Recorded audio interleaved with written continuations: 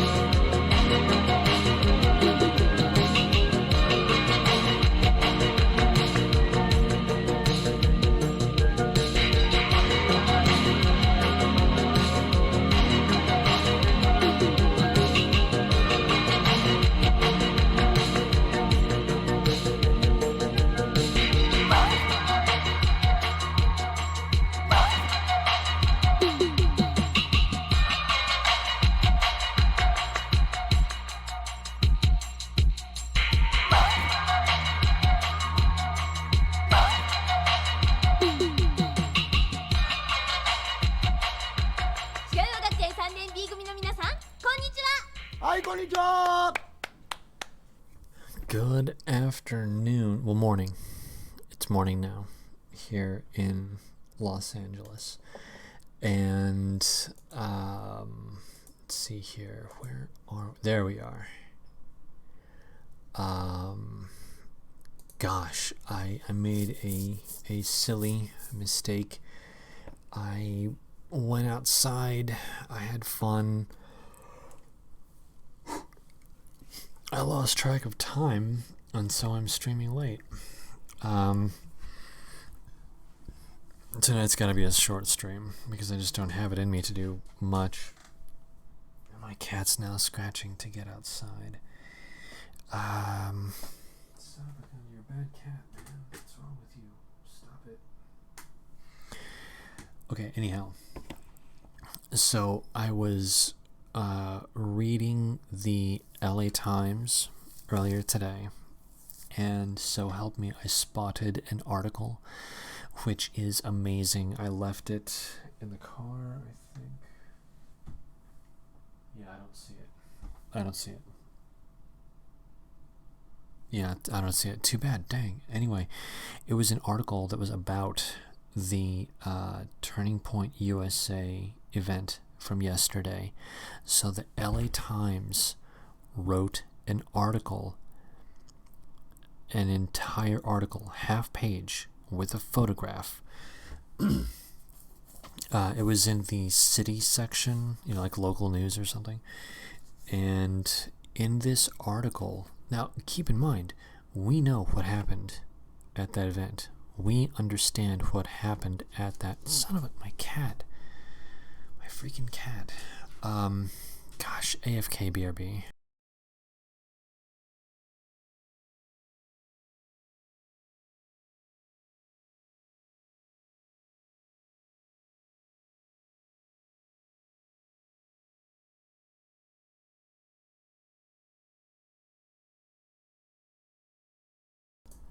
Sorry about that. I love my cat, but she's horrible. Anyhow, we know what happened at that event. And because we've all seen I saw the video, and there's that guy that was doing the Joker laugh, who incidentally I watched the entire video. Thank you to Goose if he happens to be in chat. I watched the entire video, and at the end, the guy that did the Joker laugh, he spurred out and started calling people faggots or something. It's like, dude, settle down. But it happens. Hey Tom, hey Rooster and Reem and Roe, what's going down, guys? So in this article, what wasn't present? What was not present within the article was the Groyper rush. They made no mention at all of anything that happened within that room. They did not talk about Charlie Kirk getting booed off the stage. They did not talk about chance of Q&A. They did not talk about the chance of USA First, or rather America First. They didn't talk at all about any of that. So the video that I watched, a guy was saying that there was some woman in the back wearing a chador or a hijab, and she had her fist up in the air and she was yelling or something, like, being hysterical. And the guy was saying that he thought that she was a plant, and that this was intended to draw some kind of controversy. Now, I've moved. I don't care anymore. Like, SJWs are creepy and weird and lame or whatever. Great. All right, moving on. And I don't care. And when that chick did her little rigmarole, my first thought was, I don't give a flying fuck. There are much more important things going on, and I would much prefer that the Groypers do their rush.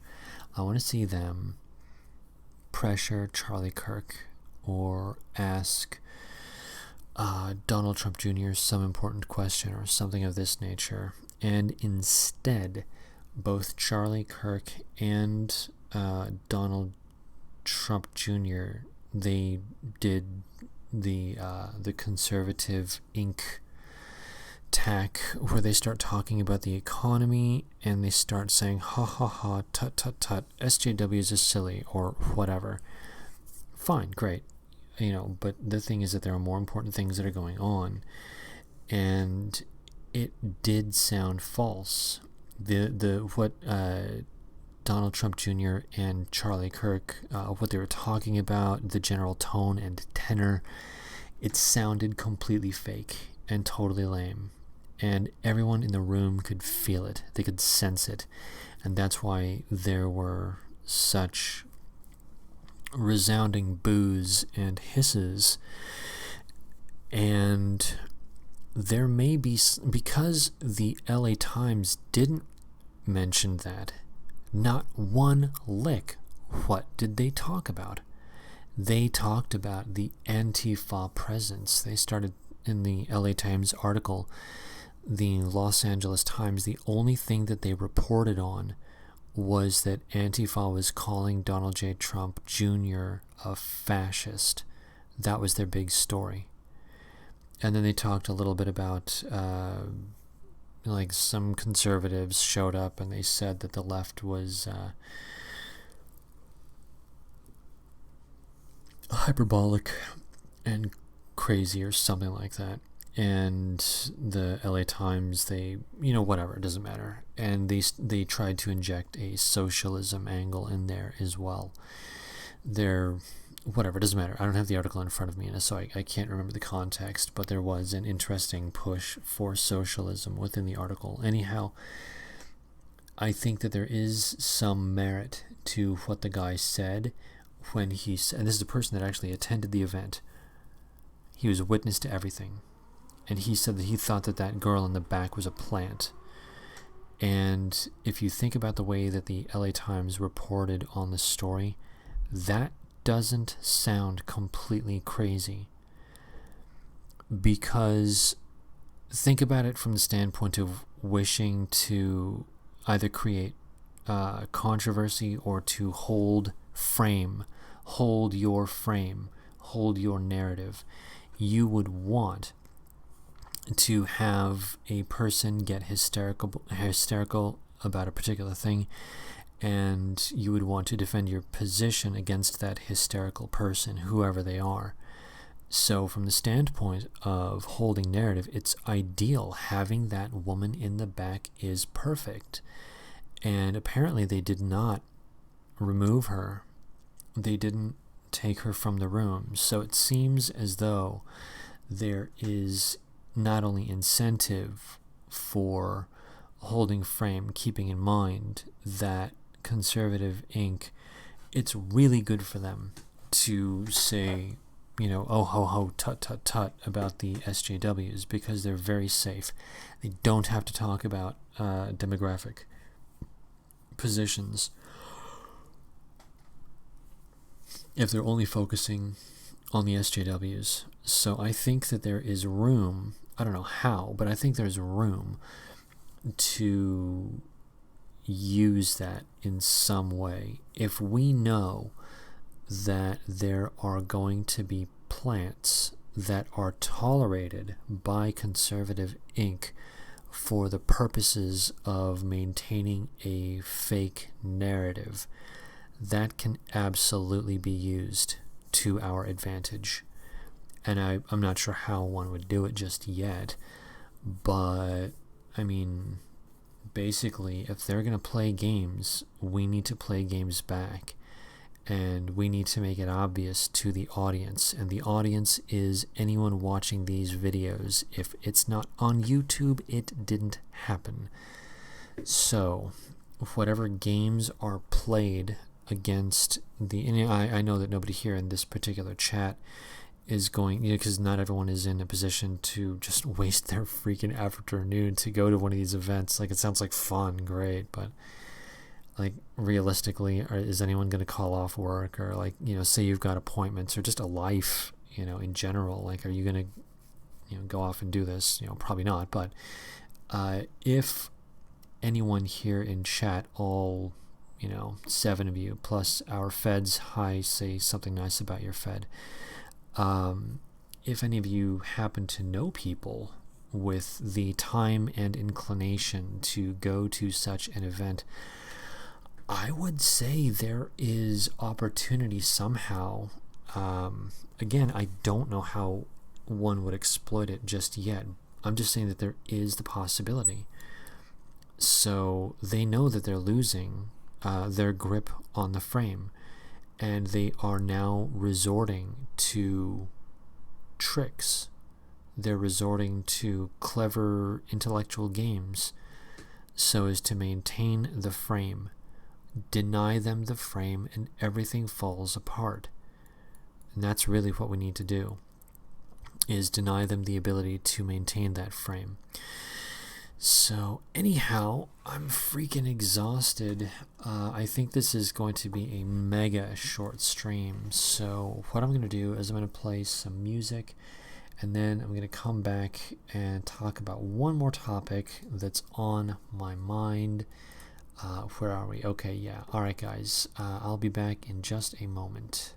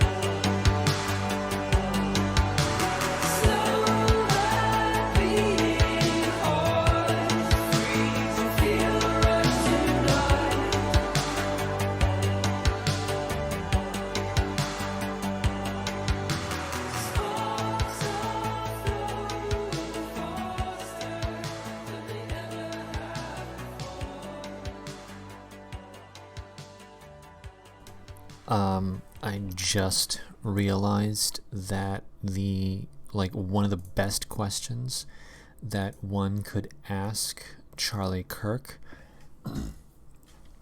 would end up revolving around whites becoming a permanent minority in America and Mexicans voting 70% for Democrats. So I guess I'm way too tired to think this through, because this is a minor technical feat. One would have to present a setup and a punchline, basically.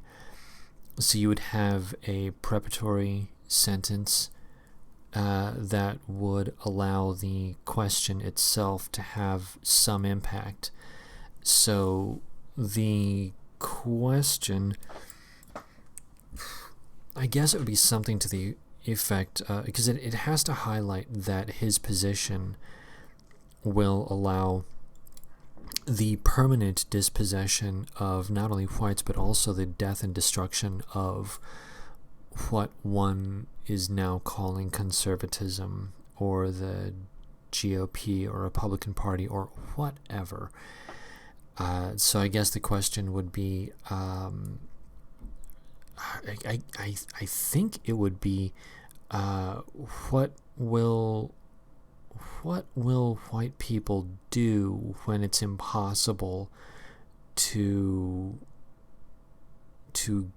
give him, when he's no longer relevant because there are no more white people to listen to him? Maybe there's something in that. I think that's the direction that I would want to go. But I really like the calling out of demographics. I think that's my favorite. I do, yeah, sure, the whole tranny thing is pretty fucking cringe, and I don't like it, but it's like I am much more concerned with demographic issues, like by an order of magnitude, and that's the one that really gets his goat. That's the one where, he defaults into straight ahead SJW talking points and he starts calling people racist and blah blah blah. So I think that's the one to harp on, and that's the most pressing issue in all of Western civilization right now. So it's my opinion that the questions should revolve around that, because yeah, sure, him hanging out with like some creepy tranny actually does suck. And God, what was the other one? There was another one that was also really bad. Israel, that's right. And I completely agree. I think he's a complete shill for Israel, and I don't think that's good at all. I totally concur with the America First, and implicit within the concept of America First is Heritage America, and I think that's the talking point, in my own opinion. That's just my own opinion, though. Let's see here. Zachary Rose says that's because Charlie's masters also know that demographics is the most pressing issue. Yeah, I concur. And that's why I really love the idea of just going right in there with that question. Because boy, oh boy, because I listened to one of the question and answer things that involved one of those questions, and his answer was 100% dodge. It was all deflection and accusation. It was great to listen to. Not because I agreed clearly, not because I think he did well. Clearly, he sounded like a retard. But that's what I like. I like that he sounded like a retard for all to see. And I think this, because when he was talking, like someone asked him about, someone made comments about gays being in the movement or something like that. basically point, because there's like a gay black man on stage or something, based black man in a MAGA hat and all this good jazz.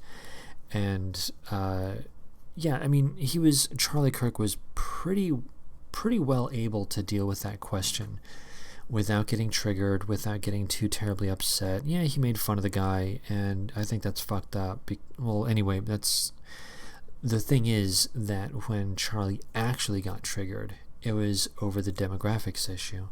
So I think that the best thing, like really, the time is basically ripe now to prime the pump.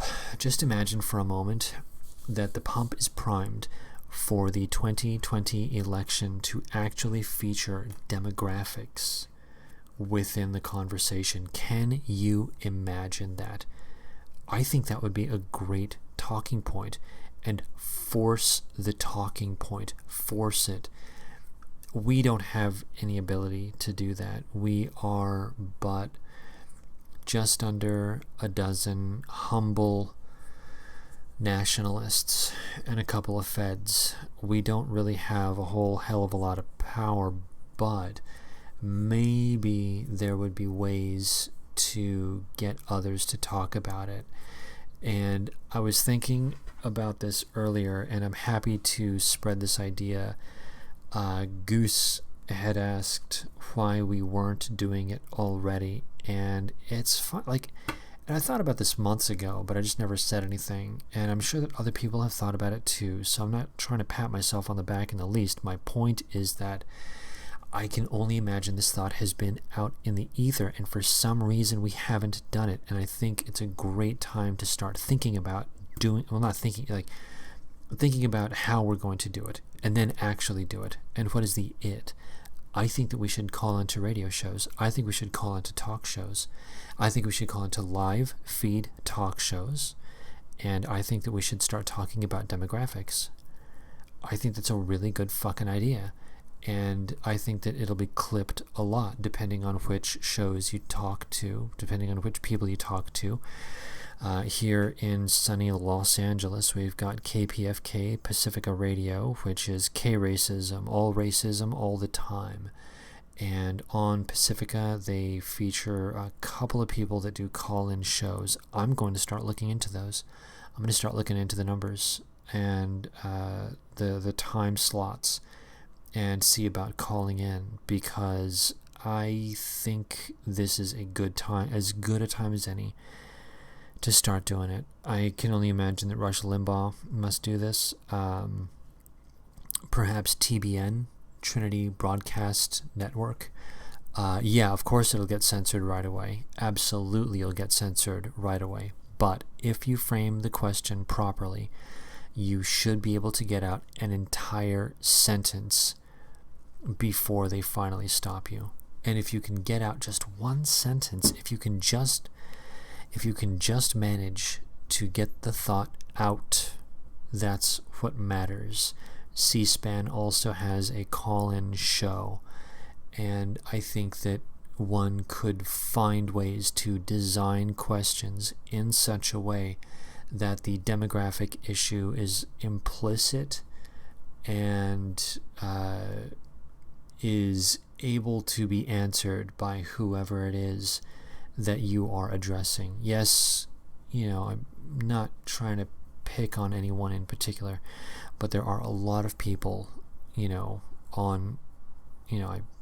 hesitate to say our side of the fence, but I suppose by this point, I just don't like speaking for people. I don't like speaking. That's the issue.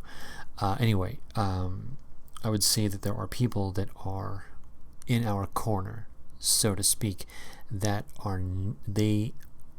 there's no easy way to say it. They're not good at optics. They're not good at being even-handed in their tone and rhetoric.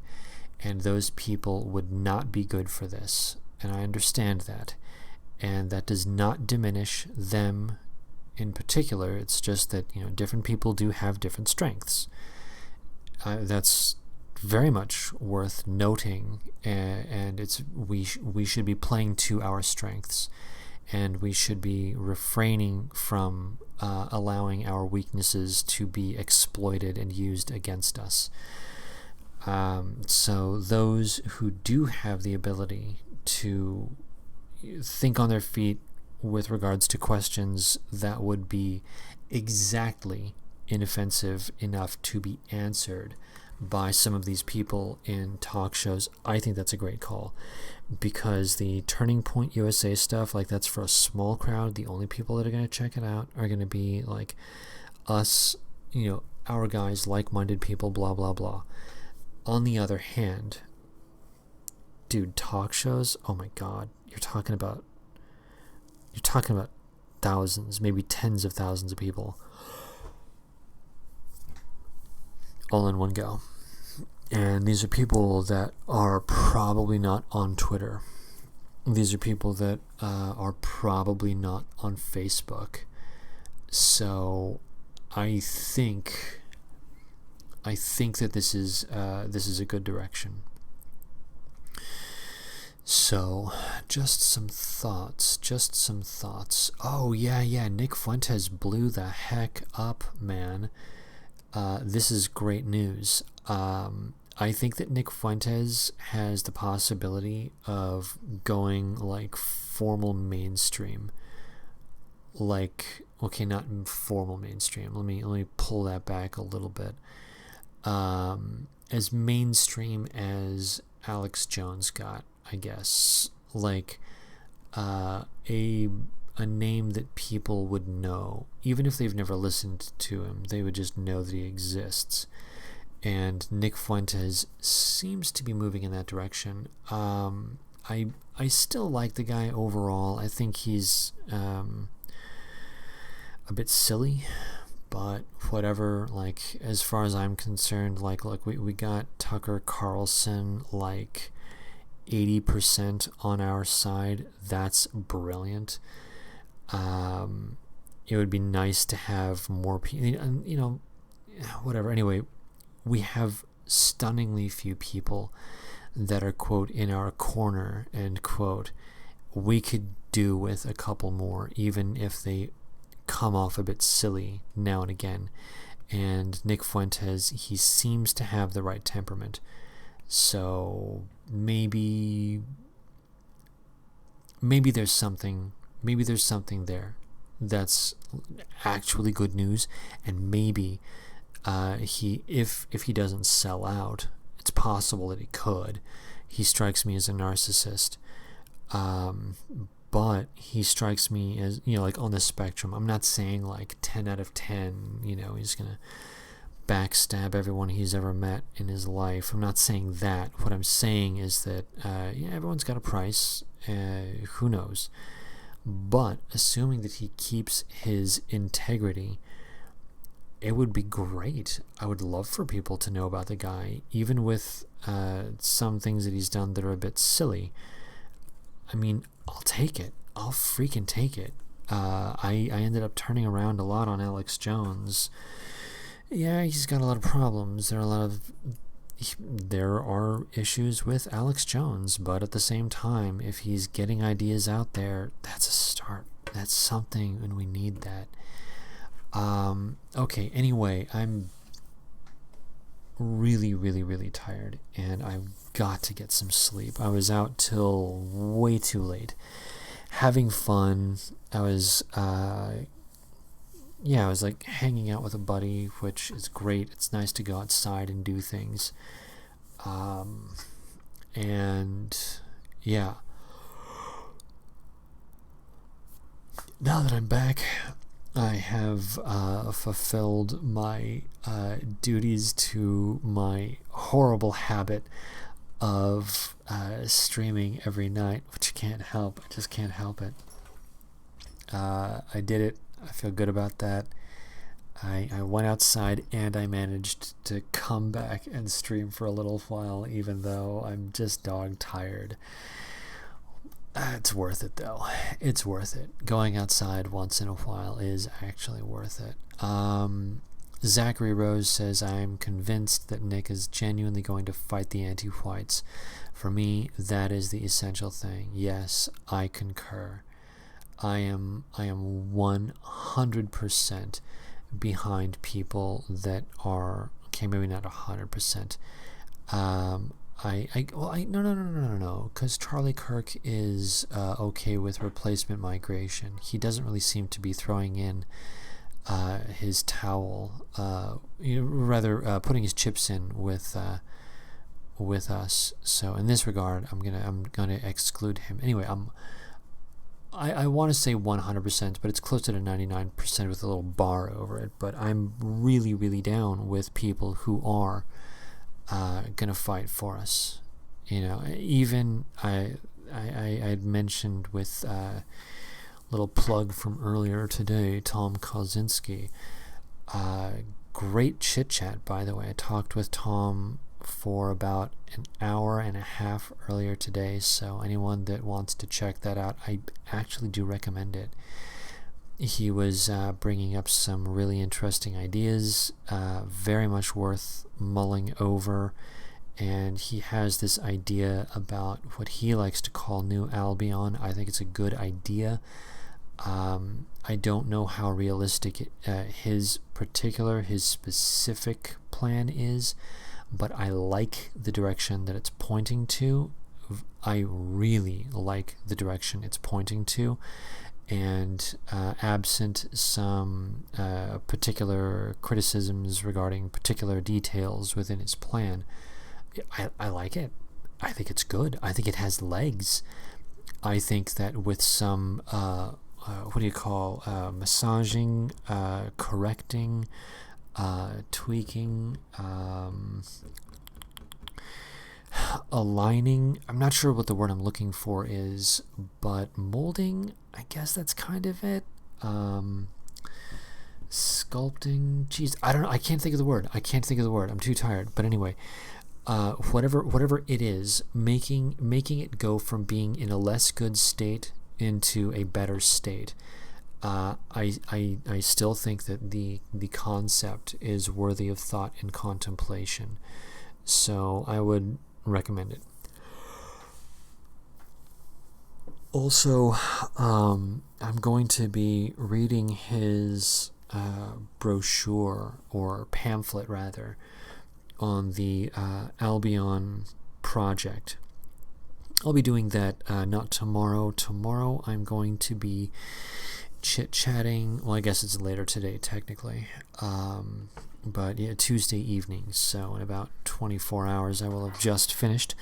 I'll be chit-chatting with oh my gosh. I forgot the name of the channel. This is terrible. I just subscribed to the guy like last night too. Show more. Intellectual Embargo. Tomorrow I'm going to be chit-chatting with Intellectual Embargo. His is a new channel. He's only got out a couple of videos. Looks like a dozen plus 2, 14. God, I'm too tired to even do math. That's really terrible and embarrassing. But he's got some neat stuff, and I like his stuff a lot. And no, I'm in no way am I throwing shade at Tom. I'm just saying that he even said himself that he thinks that his idea is a little bit ahead of its time rather. And translation, that means that the idea, like, there aren't as many people that are thinking it through on the formal level. So this is not in my opinion, this is not a shortcoming at all on Tom's part. It's just that, I mean, it's a big project, and to be fair, I've gone through it myself, and I do feel like I'm walking through the woods at night, trying to do my best to understand what the hell I'm even looking at. Yeah, Intellectual Embargo has more subs than me, which I'm not gonna lie, I'm saying shucks right now in my own head, because he's outpacing me. How dare someone outpace me? This is awful. Anyway, but yeah, I'm gonna go ahead and read the brochure. I'm going to read Tom's brochure tomorrow night. Not tomorrow night. Tomorrow night's going to be Intellectual Embargo, and the night after I'll probably read the brochure. And I hope that he does work through it, and I'd like to see it as an ongoing project. And I mean, because the fear is that it would go Jacques diorama fresco, where it's this thing that is, talked about and then never comes to fruition. And I can't help but think that that would be a real shame if that were to happen, because the new Albion concept, I mean, there are a couple of whatever. Anyway, now I'm talking about the thing, and I would in some way I would almost prefer that either Tom or someone representing his ideas be present, because in all honesty, I really don't want to sound like I'm poo-pooing his ideas. Again, I can't stress this enough. I'm not. But anyway, yeah, okay, I've run over that enough times. Let's see here. Who will write our political pamphlet? I don't know. I almost feel like we need to go pamphleteering in some way. Just toss it out. Excuse me, do you have a moment for our Lord and Savior Jesus Christ? Excuse me, do you have a moment for thoughts on the demographic issues facing America? What a rough sell that would be, huh? Anyway, okay.